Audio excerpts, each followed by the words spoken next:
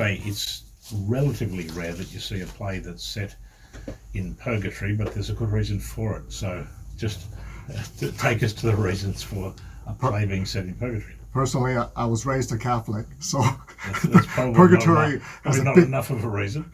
Purgatory has a very important part in my life. That's true. But most importantly is that I think when we're dealing with Australian history and Chinese history, we say, I'm going to write a play about it, but who wants to go to a history lesson?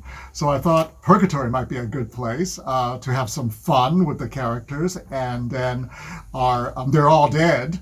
So the journalist William Donald can bring together all these old friends, and let's just see what happens with the fireworks. So he's a real journalist from history, quite an esteemed journalist. Back in 1875 he was born, and he had very important roles overseas.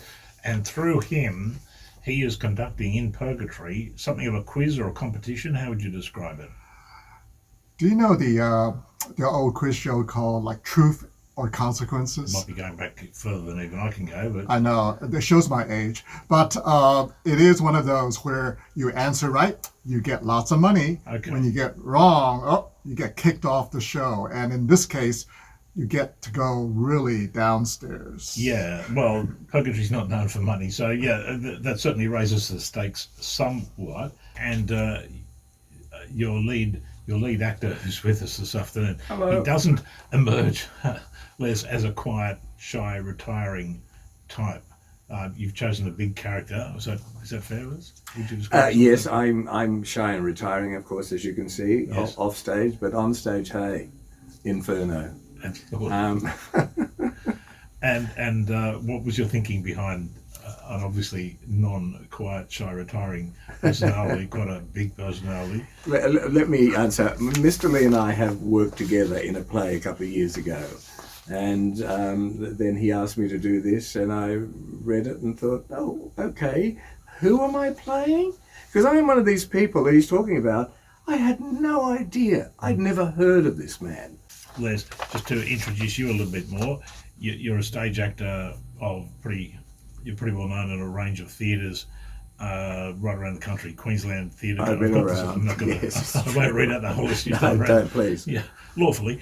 Queensland Theatre Company, Canberra's Fortune Theatre, Sydney's New Theatre, National Theatre Perth, Griffin Theatre, the Ensemble. You've been thrown out of a lot of theatres. I have, actually, yes. I get to do one play and then they go, that's it, don't come back. But only the bar, but nevertheless on stage, very well received. So are you looking forward, I'll ask you, Les, are you looking forward to this production at the Concourse? Well, yes, I'm the lead. I have the title role. Of course I'm looking forward to it.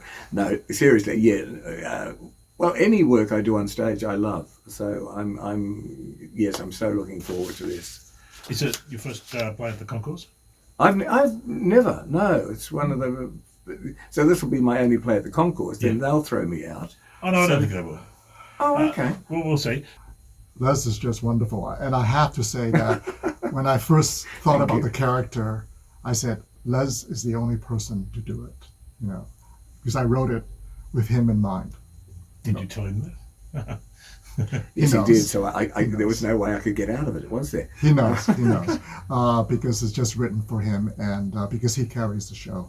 We've framed it in a sort of imaginary world so that these characters actually come together with their hopes and aspirations still with them, even they've passed.